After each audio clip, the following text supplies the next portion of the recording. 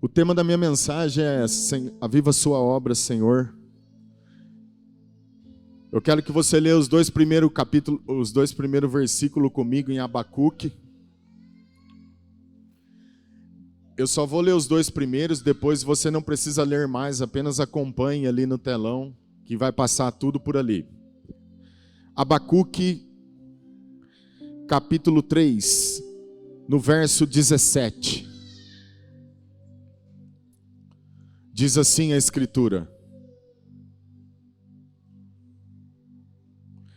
ainda que a figueira não floresça, nem haja fruto na vide, o produto da oliveira minta, e os campos não produzam mantimentos, as ovelhas sejam arrebatadas do aprisco, e nos currais não haja gado, todavia eu me alegro no Senhor. Exulto no Deus da minha salvação. O Senhor Deus é a minha fortaleza, e faz os meus pés como os da corça. Me faz andar altaneiramente. Ao mestre de canto para instrumento de cordas, Pai querido, no nome de Jesus, te agradeço nessa noite pelo poder do Espírito Santo e da sua palavra. Que a mente de Cristo esteja nesse lugar. Eu repreendo agora, Pai, todo sentimento, qualquer carnalidade que queira subir na mensagem. E que o Espírito Santo governe o meu coração, os meus lábios, a minha mente. E eu possa servir o seu corpo da maneira como o Senhor me ensinou lá em casa. Obrigado, Jesus. Eu prometo que te darei toda a glória. No nome bendito de Jesus. Amém e amém. Eu não sei você, mas é muito comum no cristianismo, quando a gente começa a caminhar com Jesus, aquele primeiro amor que realmente satura as nossas vidas, o nosso coração, a gente começa a sentir uma sensação diferente de tudo que a gente recebeu nessa terra. Quando eu nasci de novo, eu senti uma espécie de amor tão grande que eu só queria anunciar ao mundo aquilo que eu tinha recebido. Não importa se as pessoas iam falar de mim ou não, eu só queria que elas soubessem o que eu tinha conhecido. E eu tinha conhecido Jesus naquela hora. Eu já contei aqui, eu me lembro que o diretor da escola me chamou lá na sala e me disse assim: escuta, eu estou ouvindo sobre o seu testemunho, estou feliz com você. Eu falei, que bom. Não pensei que eu era tão carimbado aqui assim, desse jeito. O Instituto é uma escola tão grande assim, ele fez questão de me chamar lá. Mas fiquei feliz naquela hora, porque de fato era o que eu estava vivendo naquele momento. Mas quando olho para o texto de Abacuque, parece que o profeta está sentindo uma sensação de que parece que Deus está indiferente a algumas situações. O seu redor, ao lado dele, da sua vida, parece que nada está acontecendo, nada muda. Ele olha para um lado, tem uma circunstância, olha para o outro, tem um fracasso. O outro lado está infrutífero. E acontece muito no meio do cristianismo, porque quando nós vamos para Cristo, nós começamos a conhecer as promessas de Deus. E aí você começa a comparar as promessas de Deus com a realidade do que você está vivendo. E aí você começa a meio que entrar numa crise interior. E a pergunta que se faz é: se Deus é comigo, Ele me salvou, por que eu estou passando por isso? Se Deus me tirou das trevas, mudou minha vida, me encheu de promessas, o que está acontecendo? Eu não estou vendo nada do que Ele falou. E a sensação que eu tenho quando leio o livro de Abacuque é justamente essa, que parece que chega em algum momento da vida que parece que tudo está fora do lugar. E aí você começa a questionar o céu de fato. Imagina um profeta que tinha intimidade com Deus assim constantemente. Ele está vendo tudo o que está acontecendo. E ele passa a indagar o Senhor sobre algumas coisas que está acontecendo.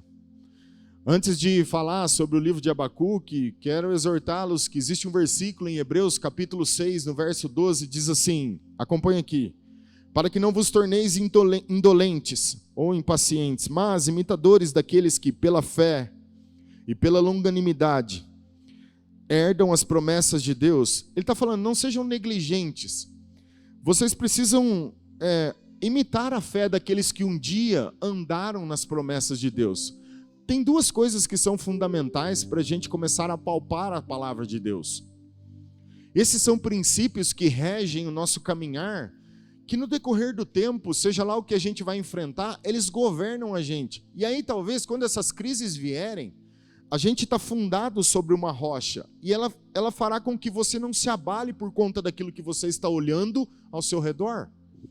Duas coisas fundamentais que Hebreus está dizendo. Primeiro, imitai a fé daqueles que um dia andaram na fé. Sabe que o processo de imitação é usado desde então, lá de trás, muito antes de Jesus com os discípulos, mas Jesus também usou o processo de imitação. Quando ele trouxe os apóstolos para perto dele, era para que eles pudessem enxergar o seu estilo de vida, conhecer a maneira como ele andava, como ele orava, o que ele fazia, como ele falava, porque Jesus tinha a ideia que ia marcar o coração desses caras e eles iam reproduzir a mesma coisa. Não é errado quando você lê, por exemplo, a maneira como o apóstolo Paulo teve que lidar com o pecado, a maneira como ele orou, a sua vida de oração, você imitar o estilo de vida de Paulo, de Abraão, como ele esperou acerca das promessas, de Noé, como ele construiu a arca em 120 anos, com muita paciência e longanimidade, ele acreditou naquilo que Deus disse.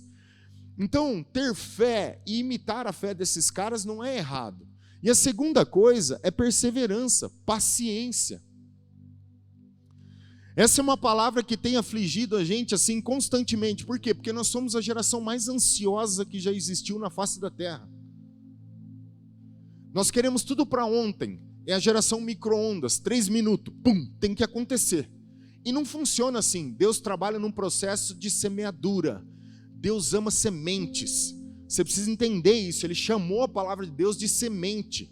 Eis que o semeador saiu a semear. É a palavra que cai no solo do coração, que precisa morrer a casca, ela cresce, então ela começa a gerar fruto. Existe um processo entre o recebimento da palavra, da semente, até a formação do fruto. E não tem como fugir disso. Por mais que a gente queira que as coisas acelerem, a não ser que você precise de um milagre, aí nós vamos falar de outra coisa, do dom. O dom é uma coisa, milagres é uma operação instantânea. Agora, no processo de caminhar com Cristo, nós precisamos caminhar sobre fé e perseverança. Por quê? Fé é justamente a substância de coisas que não se veem. Se eu preciso ver para acreditar, então não preciso de fé. Mas se eu preciso crer, eu não preciso ver. Nós somos um povo muito mais governado por aquilo que vemos do que por aquilo que não vemos. E se nós estamos falando do reino de Deus, nós estamos falando de um reino invisível.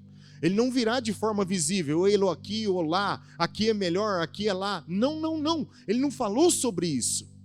Ele falou sobre um governo que estaria sobre o nosso espírito. Toda pessoa que caminha na liderança da palavra do Espírito Santo, ele está debaixo do reino de Deus. Aleluia.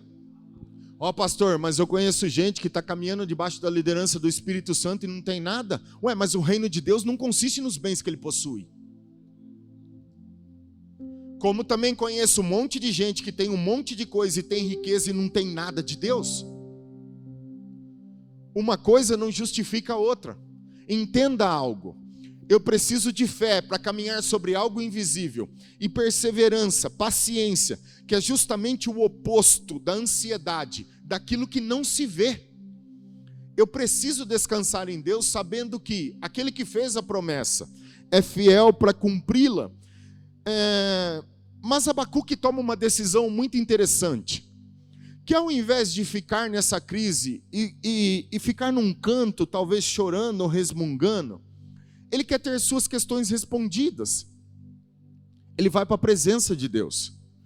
E a gente vai tentar analisar um pouquinho o livro para a gente discernir o que Deus está querendo nos ensinar nesse tempo agora. Se você puder acompanhar aqui comigo, Abacuque, capítulo 1, põe aqui para mim já que o verso 2. Só para que você entenda, a sensação de Abacuque parece que é de alguém que se sente sozinho. Eu não sei você, mas você já ouviu alguma coisa de Deus que você se encontrou nessa caminhada e parece que você não tem ninguém? Você olha de um lado, não tem ninguém para se abrir. Você olha do outro, não tem mais ninguém. E aí você não sabe o que fazer. Você fala, Deus, o que está acontecendo?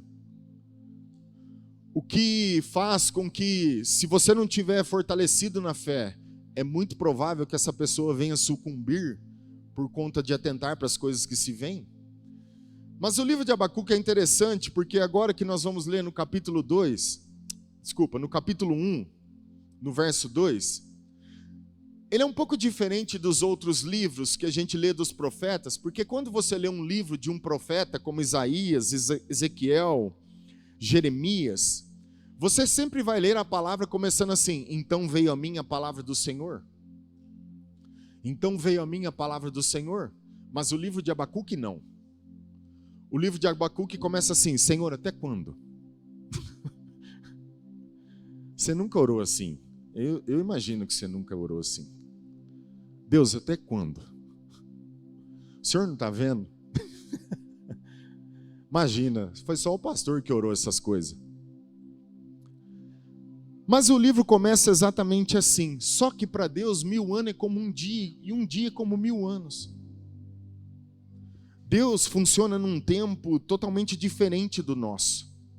E às vezes a gente quer que as coisas aconteçam da maneira como a gente quer, mas Deus tem as suas maneiras de trabalhar. Então você precisa entrar num lugar chamado eterno. O Kairós de Deus é um tempo chamado eterno. Quando você vive a eternidade aqui, agora, no sentido de eu sou um homem espiritual que estou passando por aqui, como o pastor Lopes falou semana passada, nós estamos de passagem por aqui, mas eu sou um homem espiritual, eu preciso me mover na eternidade. Aleluia! Abacuque capítulo 1, verso 2 diz assim: até quando, Senhor, clamarei eu e tu não me escutarás? Gritar-te-ei violência e não salvarás. Por que me mostras a iniquidade e me fazes ver a opressão? Pois a destruição e a violência estão diante de mim, há contendas e o litígio se suscita.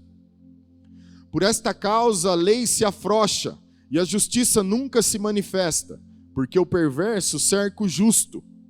A justiça é torcida. Abacuque sabia no seu espírito que Judá, no caso aqui, profetizando contra eles, estavam desviados de Deus. Eles precisavam de uma reforma religiosa. É como se Deus precisasse vir e trazer uma restauração no lugar. De maneira que tudo que estava acontecendo naquele momento estava afrouxando não só a lei, mas tudo que deveria caminhar debaixo daquilo que Deus tinha estabelecido um dia.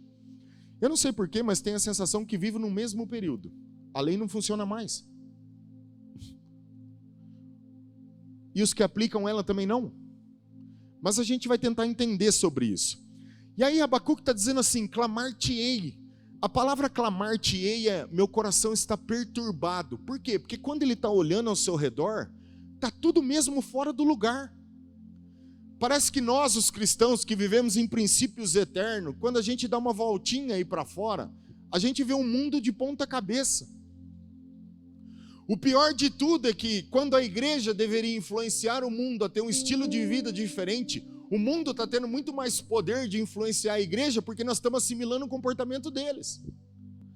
Agora, alguém que se converte não vai chegar em você e falar assim: o quanto que eu posso beber? Poxa, como que eu posso buscar uma coisa que dá vazão para a minha carne? Ao invés de eu perguntar assim: como é que eu faço para conhecer a Deus? Como é que eu preciso conhecer leis espirituais? Como que eu jejuo? Como que eu vou orar? Como que eu vou fazer isso? Aí não, as pessoas hoje estão muito parecidas com o que elas querem fazer lá fora. Elas querem viver em Cristo Jesus com a mentalidade de fora. Lembra Manassés, o filho de Ezequias? Ele governou no lugar do seu pai, quando o seu pai morreu. Aliás, o versículo que diz assim para Ezequias: conserta a sua casa. Não era que ele tinha que consertar o casamento, porque ele era rei. Quando o rei falava, a mulher não podia fazer nada. Ela tinha que ficar quietinha. O que Deus estava falando para ele é assim, ó: conserta a sua casa, no sentido de coloca um homem de verdade, porque você vai partir daqui 15 anos, e eu preciso de um rei, de um homem temente, que ensina de verdade o meu caminho. Ele não cuidou, ele nem se preocupou com o filho dele. Sabe o que Ezequias fez?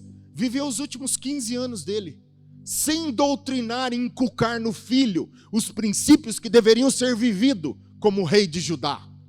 Manassés sobe no trono. Sabe o que ele faz? Tudo aquilo que você viu.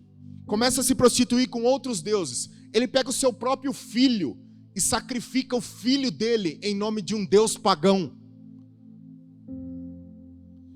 Porque ele está dentro de Judá, que deveria viver debaixo das leis de Deus, com a mentalidade da Babilônia.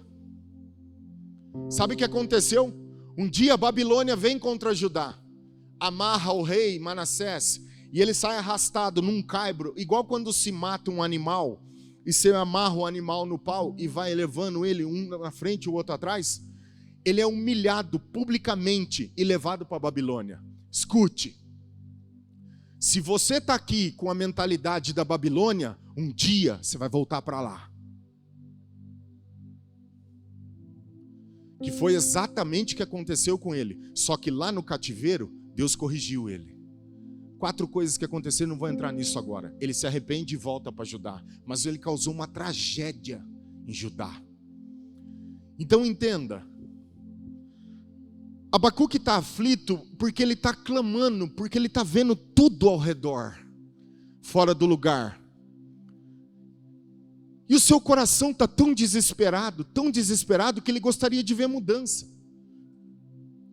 Da mesma forma que a gente vê o mundo de ponta cabeça e às vezes não sente nada, a diferença do profeta Abacuque para a igreja de hoje é que ele é um profeta com o seu coração queimando para ver a mudança no local onde ele vivia.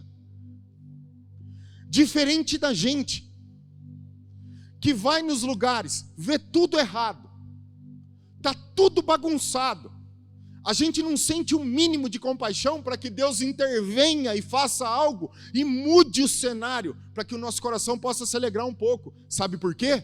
Porque a gente nunca se preocupou com a salvação dos outros.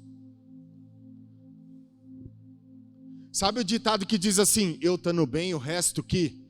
Sutilmente, essa é a lei que impera no coração da igreja de hoje. Desculpa, quero corrigir aqui, não vou generalizar, porque tem muita igreja fazendo a coisa certa. Mas esse é o coração da maioria de nós dentro da igreja. A gente está vendo tudo fora do lugar. E nós estamos tranquilos. Sabe o que a gente fala? O mundo está assim. O mundo está assim. E nós não vamos fazer nada? Jesus falou assim, ó, enquanto eu estiver no mundo, eu sou a luz do mundo. Enquanto eu estiver aqui, a minha glória precisa brilhar. A gente aprendeu a arte de ser crente aqui dentro, mas agora a gente precisa aprender a ser lá fora.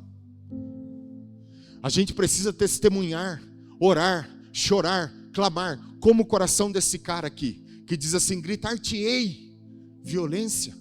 O coração dele está desesperado, ele está clamando pela nação. Ele sabia que Judá ia ser disciplinado. Os líderes já não obedeciam à lei. A lei estava frouxa, não funciona mais. É muito parecido com os líderes dessa nação.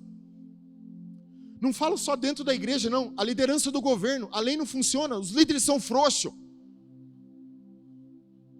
A gente está vendo o mesmo cenário. Dentro da igreja, a mesma coisa. Os líderes afrouxaram o mandamento, o princípio. Nós começamos a adaptar a necessidade das pessoas, só para encaixar elas e manter elas dentro do prédio. Porque se a gente ia fazer ou fizer como tem que ser feito mesmo, ele diz, assim eu não quero. Não quer, não quer. Um dia Jesus olhou para os discípulos e disse assim, se vocês não comerem da minha carne e do meu sangue, vocês não têm parte comigo. Dura palavra disseste. Aí começaram tudo a ir embora. Olhou para os discípulos e disse, querem ir também? Jesus não fez nada. Ficou parado. Por quê? Vocês não estão correndo de mim. Vocês estão correndo da palavra de Deus. A sensação que Jesus tem é que, olhando para eles assim, ó, vocês só tiveram aqui para pão e água. Eu nunca os tive. É como se Jesus nunca tivesse o coração deles mesmo. Não fez diferença nenhuma. É estar ali e não estar. É estar e não estar ligado, conectado. E a gente vive as mesmas coisas. Mas a gente está vendo o mesmo cenário.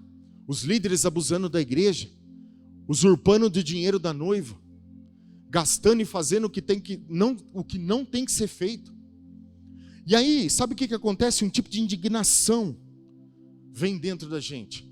A gente até olha o problema e diz assim, ó, Deus, até quando? O Senhor não está vendo? Olha isso, o que estão fazendo? Agora, com a rede social, é muito comum a gente querer dar um palpite. E está tudo bem. Eu acho até que você pode. Democracia. A rede social tem democracia. A igreja não, é teocracia. Aqui ninguém faz o que quer, não. É Deus que tem que falar como tem que ser. Aleluia! Aí a gente pega, vai para a rede social e começa a falar, o governo, o governo, não sei o que tem, e tal, e não sei o que. Esses dias eu parei para ver um vídeo de um cristão que falava do marxismo, do socialismo. Eu fiquei com vergonha alheia. A gente ficou preso naquela coisa restritinha, assim, aquele negocinho, o socialismo é do diabo. Você sabe o que é o socialismo? Você já leu sobre o marxismo? Não. Então não fale nada. Tudo bem, eu não estou questionando o que é. Eu também acho que é, mas eu li sobre. E nem por isso vou lá e falo o que tem que falar, porque também não vai resolver o problema. O que acontece? O marxismo, hoje, ele está imperando em muitos lugares. O que acontece? Os cristãos vão para a rede social e vai falar de um assunto que eles não têm conhecimento. Aí você vai ler os comentários e fala assim, ó, quem que é essa criatura que está falando nem o que sabe, o que não sabe? E aí começa a difamar a classe. Os crentes são os mais ignorantes, são os analfabetos, são isso ou são aquilo, por conta de gente que vai falar do que não sabe. Agora, se eu estou vendo o problema, o que eu preciso fazer? Olhar o problema e ficar se queixando, falar de coisa que não sabe, não vai resolver o problema. Vem com a resposta. Traz a solução. Se você vai questionar algo na rede social, faça isso.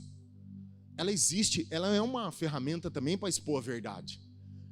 Ao mesmo tempo que você fala daquilo que está errado, venha com uma palavra que é o correto, com muito amor, com muita graça, sem tocar as pessoas. A coisa vai fluir diferente. O que Abacuque faz? Ele está vendo o cenário fora do lugar. E ele vai para a oração. Olha só o versículo 5, acompanha aqui comigo. Vede entre as nações, olhai, maravilhai-vos e desvanecei. Porque realizo em vossos dias obra tal, que vós não crereis.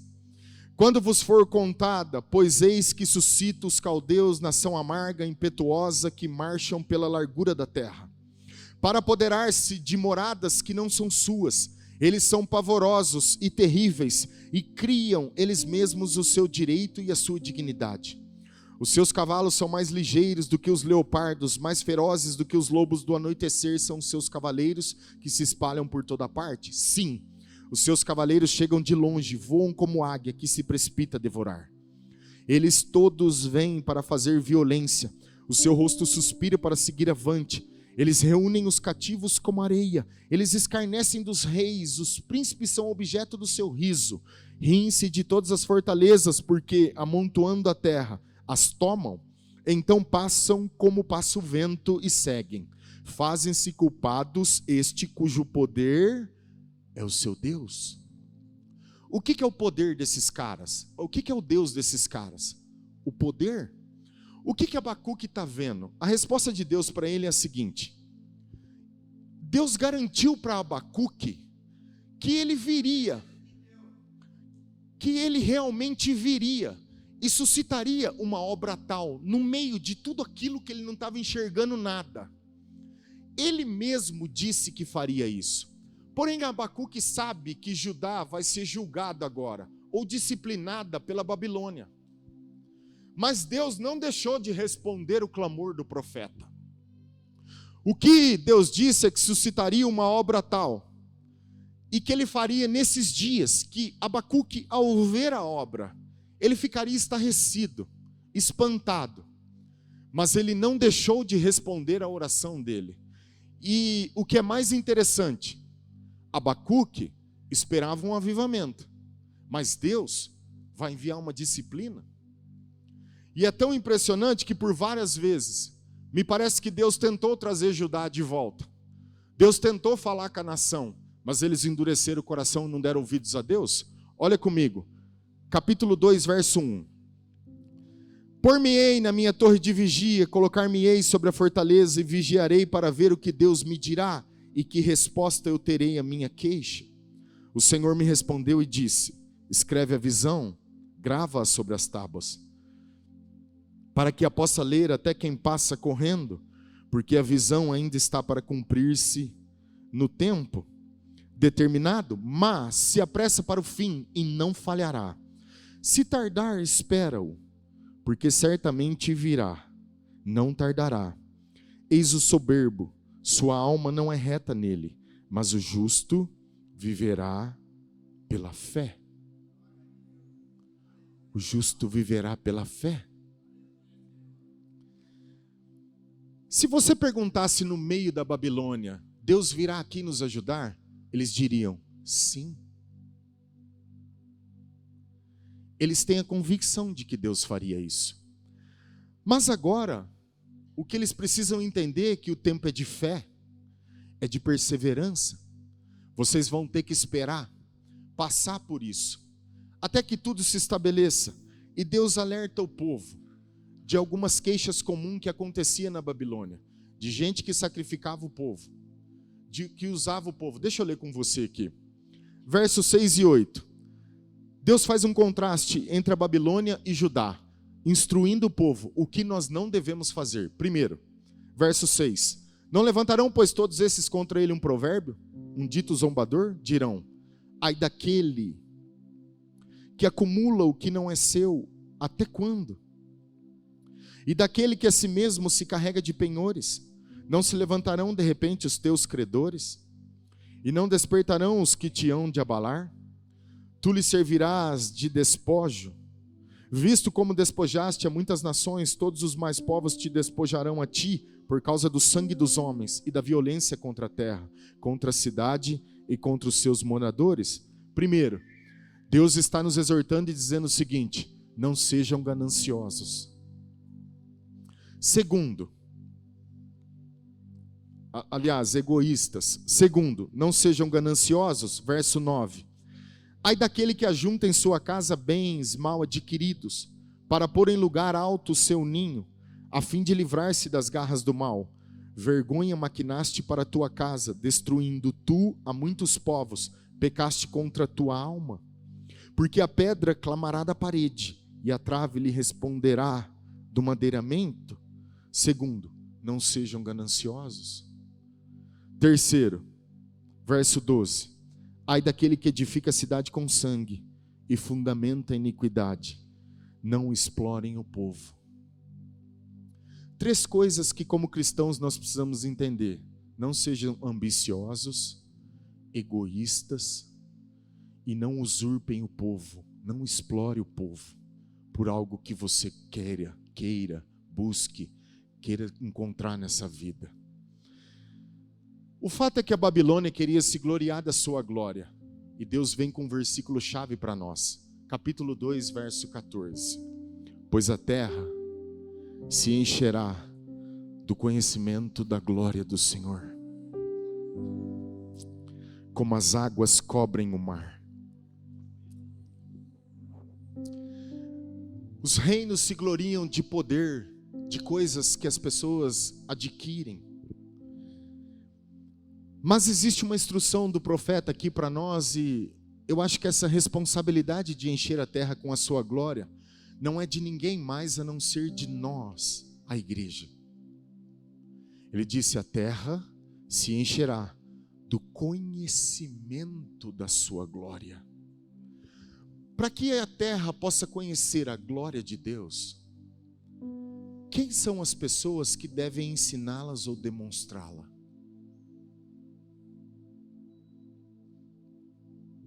Olha para alguém do seu lado aí e diga assim: você é a expressão da glória de Deus?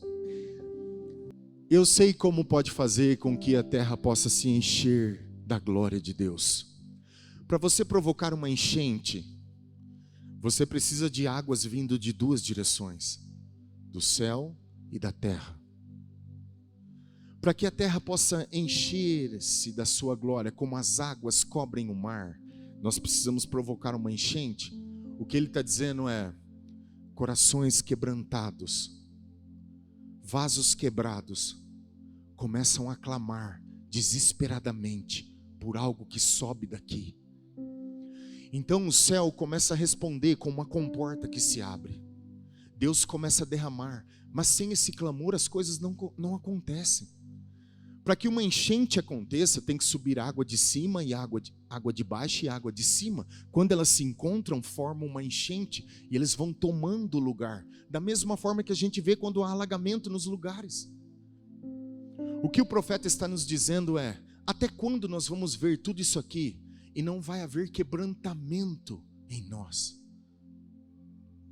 Não adianta olhar os problemas da igreja, os problemas do mundo, o problema do governo, dos governantes, e lá na rede social começar a falar um monte de coisa, mas eu não tenho a resposta. O que eu estou fazendo para que isso mude? Como igreja, nós perdemos a sensibilidade.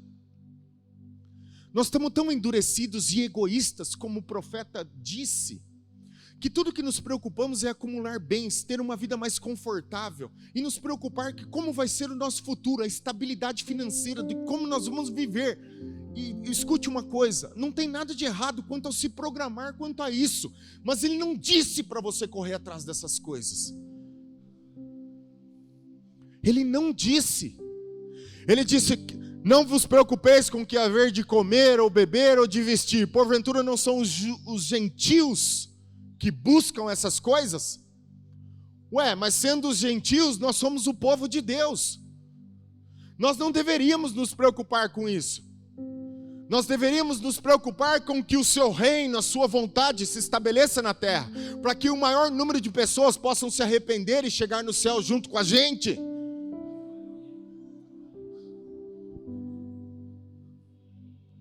Vou usar o Bruno aqui como testemunha. Me empresta um pouco sua pessoa.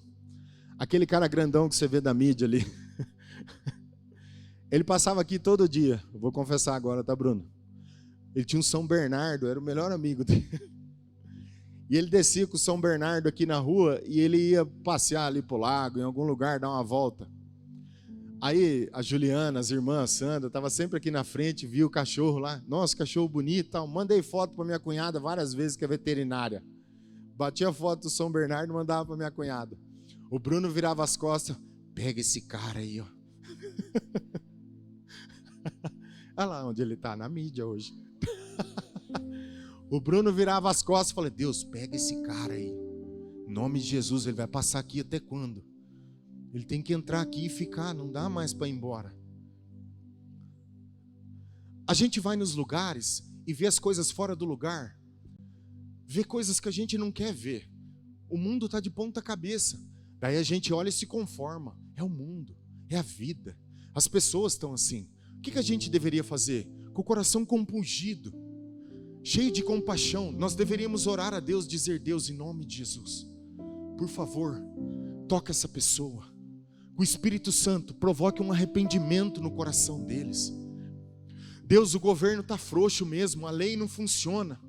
Nós sentimos uma instabilidade em todas as áreas no governo. Pai, mas em nome de Jesus, eu não quero ficar aqui reclamando, dizendo: olha, é porque é de esquerda, é porque é de direita, é porque é isso, é porque é aquilo. Não, mas não tem que ser nada. Deus entra com providência.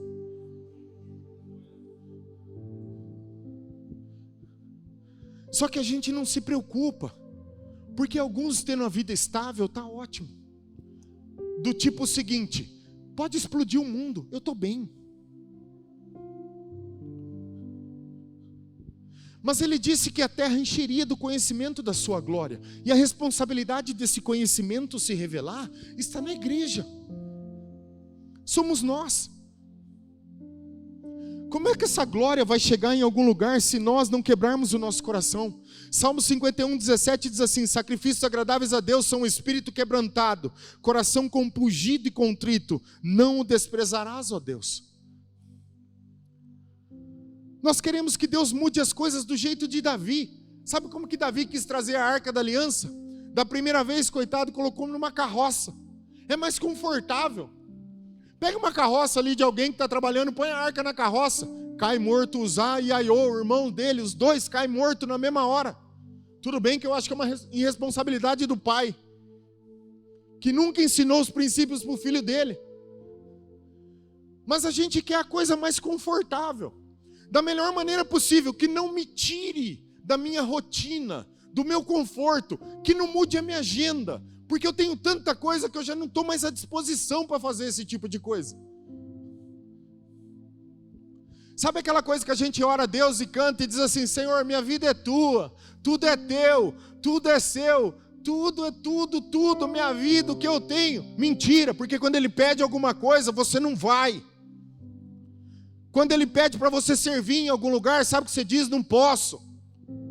Ah, mas então o louvor que todo mundo questionou e disse, ó, é mentira. Não, o louvor é verdadeiro, mentirosos somos nós.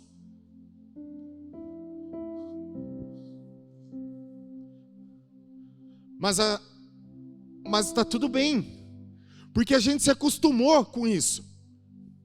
A igreja vai se adaptando, porque não tem confronto.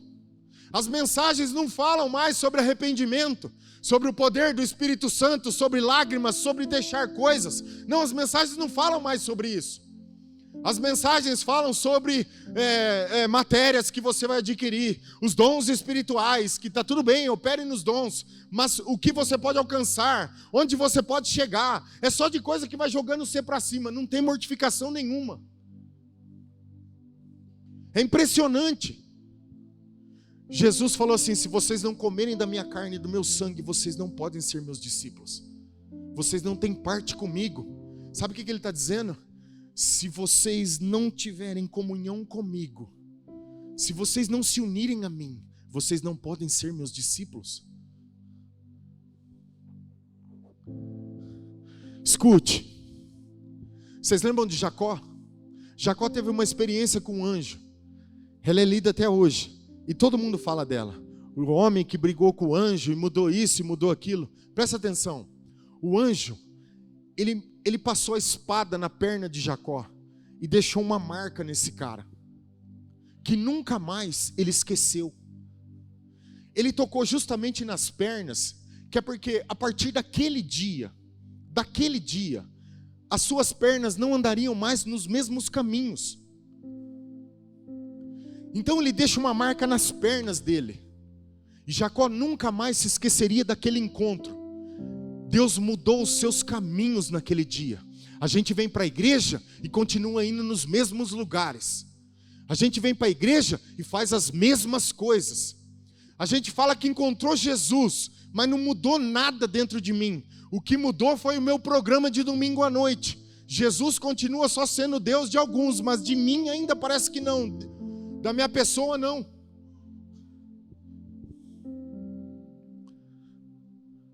O profeta está nos convocando a um tipo de avivamento que precisa acontecer na igreja. É impressionante como pessoas pedem conselho para gente que nunca foi marcada por Deus. Por isso dei o exemplo de Jacó. Quando não sabe alguma coisa, vai perguntar para a pessoa que nunca foi marcado por Deus, nunca teve um encontro com Deus. Ah, mas ele fala bem, mas ele é isso, ele é aquilo. Ué, mas o que ele tem para dar? Nunca foi marcado por Deus num encontro divino? E aí, eu penso que a pessoa que vai te falar algo a respeito de quem ela nunca encontrou, ela não sabe o que quer. Ela vai falar de coisas que ela imagina, que ela pensa.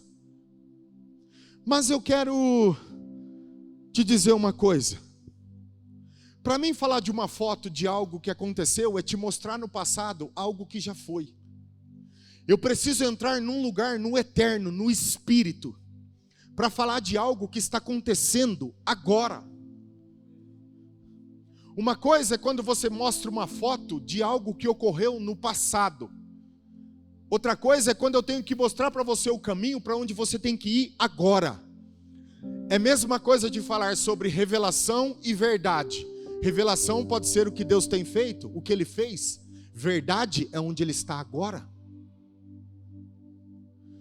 Então a ideia é que você pegue na mão de Jesus agora. Vou te dar um exemplo para você entender melhor. Alguém me disse para não falar muito mais isso. Exemplo. Deve ser os medianitas. Eles estão pegando no meu pé, irmão. O negócio é brabo. Escuta, você está andando numa floresta e você vê uma pegada de um tigre, de um leão, de alguma coisa assim. Você repentinamente vem andando e você vê a pata afundada ali, você diz assim, ele passou por aqui. Mas ele não está aqui. Ele passou por aqui. Você sabe a trilha. Ele pode ter passado por ali. A pergunta que se faz é, onde ele está? E aí isso te provoca a ir em busca dele. Que faz com que, ao invés de você ficar só na trilha, você vá ao encontro dele. A mesma coisa é Deus. O que ele fez no passado revela por onde ele passou, o que ele fez, a maneira como ele fez. A pergunta é, onde está Jesus agora? Se as pessoas perguntarem para você agora, onde ele está, o que ele quer que eu faça, você sabe responder? Por isso a necessidade da intimidade, de leis espirituais, de prática contínua, de coisas que você precisa fazer para que o seu espírito se aproxime de Jesus, orando em outras línguas, adorando a Deus, meditando na palavra dia e noite, como Davi disse, jejuando, mortificando a sua carne, porque entre a vida que você recebeu e o reino no espírito tem um bloco de carne na frente que precisa morrer. Alguém diz assim, eu não acho que é uma barreira tão difícil, você não sabe nada sobre ela. Ela te engole em 2 minutos. 2 minutos e você está satisfazendo o desejo dela. É impressionante. Mas Abacuque está nos convocando a um avivamento. Eu quero perguntar para você, qual foi o último dia que você se lembra de que Deus veio e se encontrou com você? Te marcou? Qual foi a última vez que você teve aquela experiência, que você saiu dali estarrecido, marcado por um encontro divino? Você consegue se lembrar, se foi num culto, se foi na sua casa, em que lugar que foi? Você se lembra da mensagem que foi pregada nesse dia? Você se lembra da música que cantou, que você disse assim, meu Deus, é essa? Você se lembra disso? Poucos de nós vamos nos lembrar disso, porque são poucos de nós que realmente estamos indo para um encontro.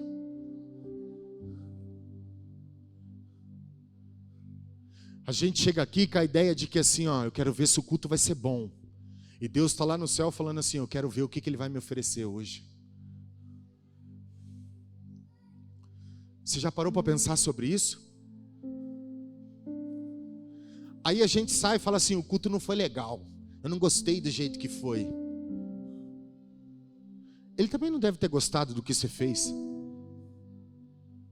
Não ficou muito diferente. O problema é que a gente se preocupa com o que eu vou receber, mas não é com o que eu vou dar no começo. Você se lembra desse último dia? Porque pessoas impactadas pela presença de Deus, elas não se esquecem. Eu me lembro do dia da minha vocação, 22 de dezembro de 2010, 1h30 da manhã. Eu nunca vou esquecer daquela voz. Eu estou aqui hoje. Pessoas marcadas, elas são impactadas pela presença dEle. E você pode falar o que for. Se a igreja não entrar nesse lugar de encontro, nós só somos comuns como as outras pessoas estão nos vendo aí fora. Não tem muita diferença entre nós e ela, porque a gente está se acostumando a viver essa vida sem. Mas sabe o que é interessante? Que você pode até se esquecer da mensagem que foi pregada, do hino que foi cantado. Você pode se esquecer de tudo que aconteceu naquele último encontro que você teve, se você teve de fato. Mas o que você não esquece é do encontro. Você pode esquecer do culto, você pode esquecer da canção, você pode não se lembrar do título que foi pregado, mas você não consegue se esquecer daquele momento que o noivo se encontrou com você. E é como se uma noiva estivesse olhando para ele. Sabe quando uma noiva vai encontrar um noivo? Ele chega bem perto dela e levanta o véu do rosto e lhe dá um beijo. Ela fica doida. E aí ela não quer mais só ouvir dele, ela quer se encontrar com ele. A gente fala que ouviu do noivo, a gente fala que ouviu dele, mas o avivamento que ele espera tem que começar em nós.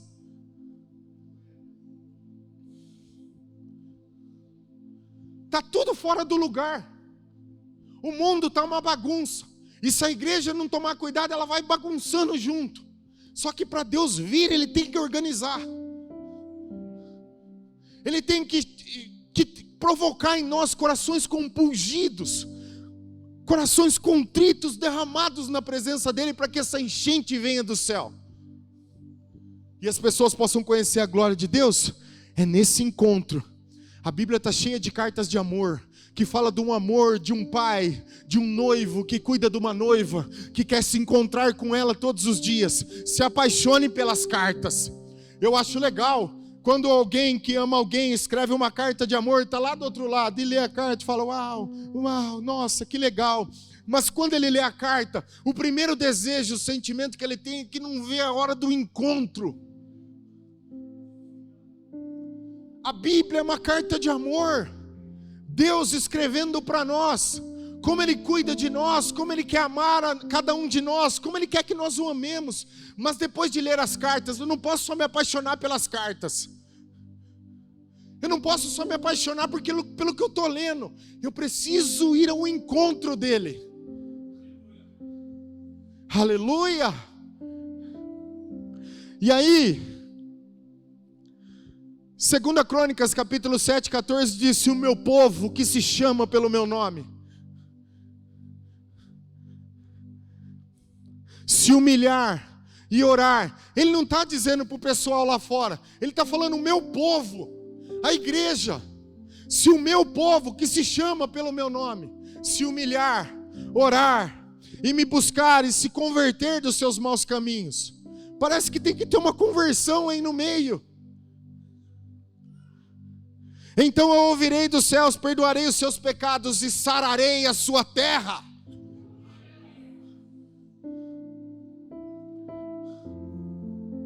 Deus não vai sarar a terra se o povo não se humilhar, não se quebrantar, não orar, não clamar, não se arrepender dos seus maus caminhos. Às vezes, você precisa deixar alguma coisa para se encontrar com Ele. Eu concluo o ensino aqui, capítulo 3.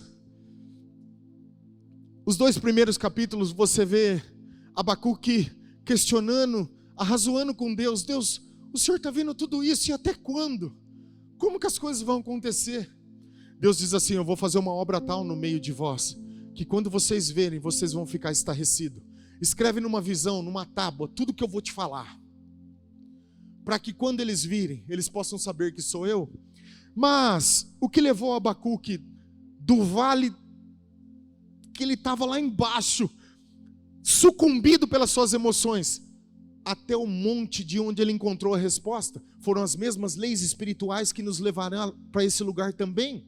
Oração, clamor, adoração, oração no Espírito Santo, meditação na palavra. São essas mesmas disciplinas espirituais que nos tiram do vale e nos colocam num alto monte para enxergar as coisas que Abacuque enxergou. É a mesma disciplina. Capítulo 3, verso 1. Oração do profeta Abacuque sob a forma de canto. Tenho ouvido, ó Senhor, as tuas declarações e me sinto alarmado. Aviva a tua obra. Aviva a tua obra. Ó Senhor, no decorrer dos anos e no decurso dos anos, faze-a conhecida na tua ira. Na tua ira, lembra da misericórdia. Sabe o que Abacuque faz? Ele ora e diz: Deus, aviva a sua obra. Sabe, a gente pede avivamento, e a gente acha que avivamento está baseado em sinais, evangelismo, uma série de coisas. Mas não é isso que essa palavra aqui está dizendo. Avivamento não é isso. Quando a gente fala de avivamento, a palavra avivamento aqui é de alguém que estava quase morto e passou a reviver. É como se alguém tivesse recebido uma injeção de ânimo e voltou à vida. Essa palavra significa exatamente isso no original. Alguém que estava quase morto e voltou a viver. O que Abacuque está orando é: aviva a tua obra. Em outras palavras, aviva a igreja.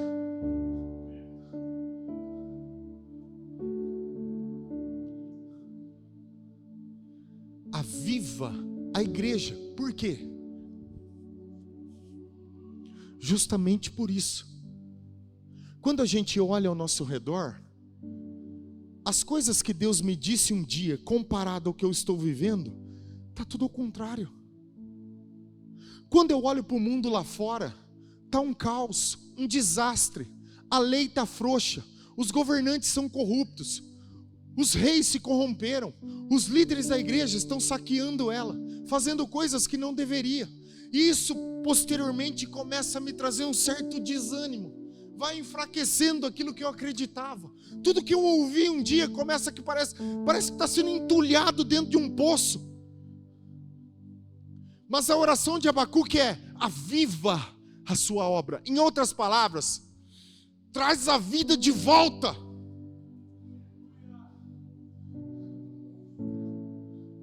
Então avivamento não é quando a igreja sai lá fora e vai trazer as pessoas, começa a pregar um evangelho, a grande massa de arrependimento. Isso não é avivamento, isso é uma igreja viva. Avivamento é quando Deus tem que vir e nós que estávamos quase morrendo, sucumbido por conta da incredulidade, voltamos a viver.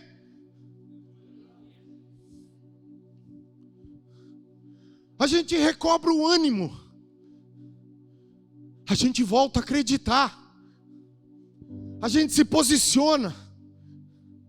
Como é que eu, que estou quase morrendo, posso ir lá fora, dar vida àqueles que estão mortos? Não tem como, não tem como. Eles não precisam de um avivamento, porque eles estão mortos espiritualmente. O que eles precisam é de arrependimento e nascer de novo. Isso não é avivamento, é o reflexo de uma igreja viva. O que aconteceu em Atos 2 não foi um avivamento. Em Atos 2 é o reflexo de uma igreja viva, que recebeu o poder do Espírito Santo. E quando eles saem, eles refletem exatamente a vida que eles receberam naquele dia. Por isso havia conversão em massa. Oh, mas por que não há hoje? Porque nós precisamos ser avivados.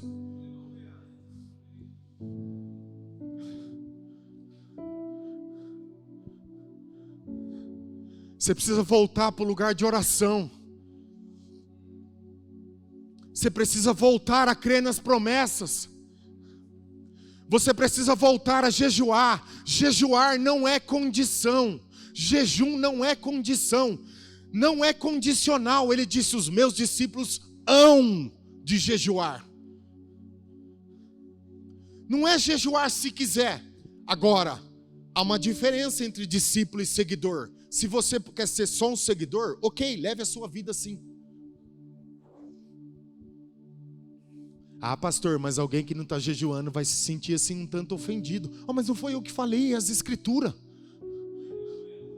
Não sou eu. Eu só estou tentando te abrir os olhos. Jejum é para gente que quer se parecer com Ele. Jejum é para discípulo. Aleluia. Avivamento é a cura da noiva. Aviva a sua obra. Bom, primeiro, Abacuque ora pela obra de Deus. Aviva a sua obra. Segundo, ele medita nos caminhos do Senhor. Ele descobre exatamente por onde Deus anda. Capítulo 3, verso 3 diz assim: Deus vem de Temã, e do monte Parã vem o santo. A sua glória cobre os céus, e a terra se enche do seu louvor.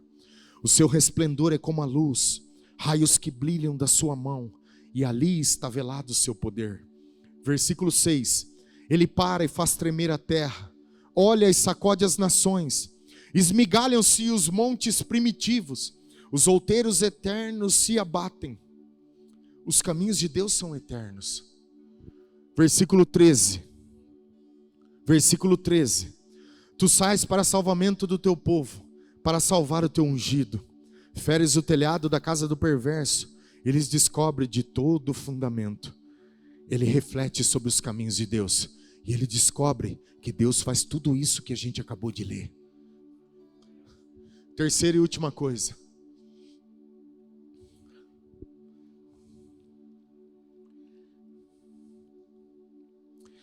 Verso 16: Ouvi-me no meu íntimo e se comoveu. A sua voz tremeram os meus lábios. Entrou a podridão nos meus ossos. E os joelhos me vacilaram, pois em silêncio devo esperar o dia da angústia, que virá contra o povo que nos acomete.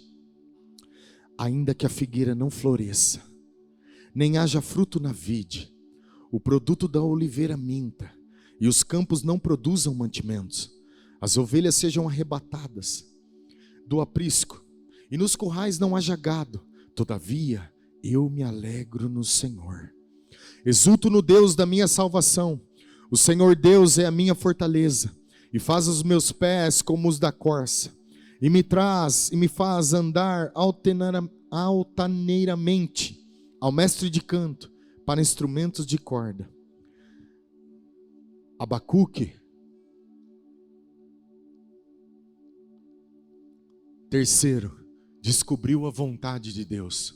No dia da angústia, eu devo esperar nele com paciência, porque mesmo que os meus olhos não vejam, a figueira não floresça, o campo não dê os seus frutos, mesmo que os animais do campo não se reproduzam, Ele é o Deus da minha salvação.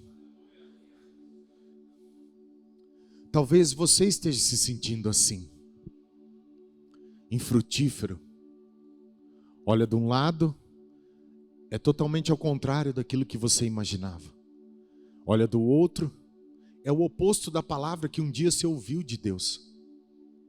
Problema daqui, problema dali, você não vê mudança. Parece que tudo está fora do lugar na sua vida. E aí você olha e diz assim: Deus, o que aconteceu?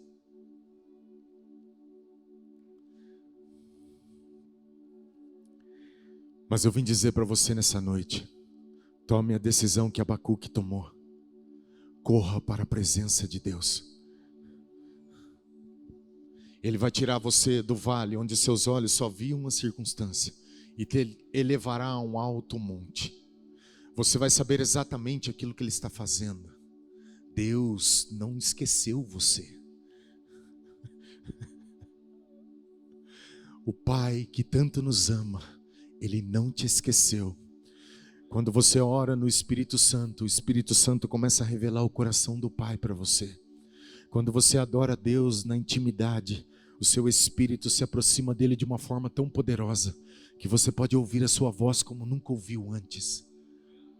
Quando as suas palavras começam a tomar conta da sua alma, da sua mente, ela vai saturando a sua mente, a sua vida, até ela produzir exatamente aquilo que ela diz. Isso é meditar dia e noite.